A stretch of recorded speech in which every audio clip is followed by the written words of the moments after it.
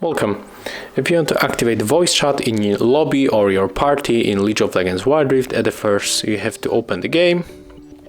So for example, let's create the blind pick, the custom game, and you have to click right here, and of course we have to be in the party, right? So I will show you how it looks. I will just add bots. If you are playing with players, this option will be automatically turned on, and after that we have to just simply click to party, and the same here.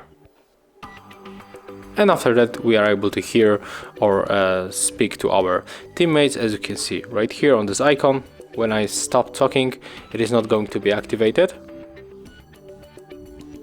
and right now it is be activated because I talk, right? So that's how it looks. We can also click here to open the in-game chat. So that's it. Thank you guys for watching. Leave thumbs ups, comments, and subscribe to our channel. See ya.